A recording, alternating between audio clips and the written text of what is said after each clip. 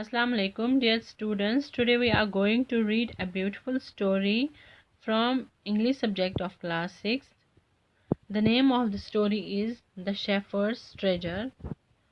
प्यारे बच्चों, shepherd उसको कहते हैं जो भेड़ बकरियां चराने वाला हो, and treasure means खजाना. This is an Iranian folk tale. Let's read. A poor shepherd once lived in Iran. Though uneducated, he was very wise and helpful. The king decided to meet him in disguise. एक गरीब चौराहा यानी कि भेड़ बकरियां चराने वाला Iran में रहता था. अनएजुकेटेड वो अनपढ़ होने के बावजूद भी वो बड़ा अक्लमंद था और हेल्पफुल था, दूसरों की मदद करने वाला था. The king decided to meet him in disguise. वहाँ का जो बादशाह था उसने डिसाइड किया कि वो उसे बेस बदल कर मिलेगा. अब हम इस पैराग्राफ में ये पढ़ेंगे. In a village in Iran there once lived a shepherd. Iran के गांव में एक शेफर्ड रहा करता था. He was very poor. वो बहुत गरीब था. He did not have even a small cottage of his own. उसके पास रहने के लिए अपना छोटा सा घर भी नहीं था. कॉटेज का मतलब होता है छोटी सी वो कुटिया जैसी. He had never been to school or learnt or read and write, for there were very few schools in those days.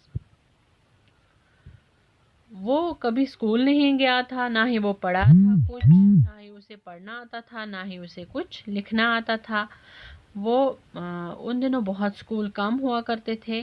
दो पोअर एंड अनएजुकेटेड, गरीब और अनपढ़ होने के बावजूद भी this shepherd was very wise. वो जो शेफर्ड था वो बड़ा अक्लमंद था. He understood people sorrows and troubles.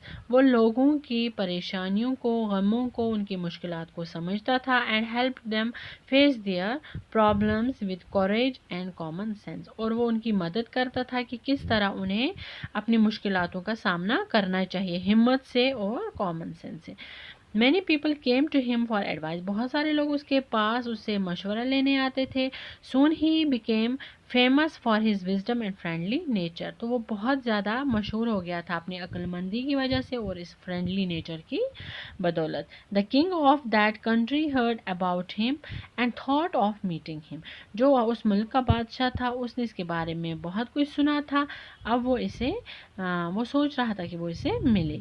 Disguised as a shepherd and riding on a mule, one day the king came to the cave where the wise shepherd lived. एक दिन उस मुल्क का बादशाह भेष बदल कर उस शेफर्ड से मिलने गुफा में चला जाता है. As soon as the shepherd saw the traveler coming towards the cave, he rose to welcome him. जब शेफर्ड की नज़र पड़ती है कि कोई उसकी गुफा की तरफ आ रहा है तो वो जल्दी से उठ खड़ा होता है उसे वेलकम करने के लिए. He took the tired traveller inside the cave. वो उस थके हारे मुसाफिर को अपने साथ गुफा में ले जाता है. वो मुसाफिर कौन होता है? वो बादशाह होता है जो वहाँ पर बेस बदल कर आया है. Gave him water to drink and a share of his own meagre meal. वो उसे पानी भी देता है पीने के लिए और उसके साथ जो उसके पास बहुत कम गज़ा होती है खाने की, मतलब बहुत कम खाना होता है, उसमें से भी आधा खाना उसे दे देता है. The king rested for the night in the cave and was greatly impressed by the shepherd's hospitality and wise conversation. वहाँ पर वो बादशाह रात गुजारता है उसके साथ गुफा में और वो उसकी बातों से, शेफर्ड यानी कि उस चौराहे की बातों से बड़ा ही इम्प्रेस होता है, मुतासिर हो जाता है. उसकी मेहमान नवाजी से बहुत ज़्यादा मुतासिर हो जाता है और उसकी अक्लमंद बातचीत जो होती है, अच्छी अच्छी बातें होती हैं, उनसे वो बहुत ज़्यादा मुतासिर हो जाता है.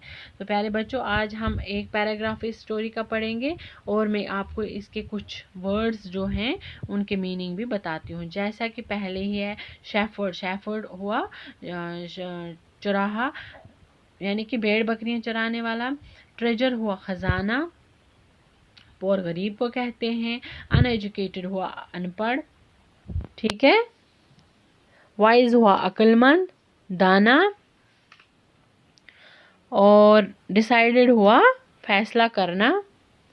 डिसगाइज हुआ बेस बदलना। डिसगाइज हुआ बेस बदलना, यहाँ पर जो लिखा हुआ है। तो कॉटेज मीन्स, कॉटेज कुटिया को कहते हैं, छोटे से घर को। सॉरो हुआ गम, ट्रबल मुश्किलात, मुश्किलें। कॉरेज हुआ हिम्मत, ठीक है।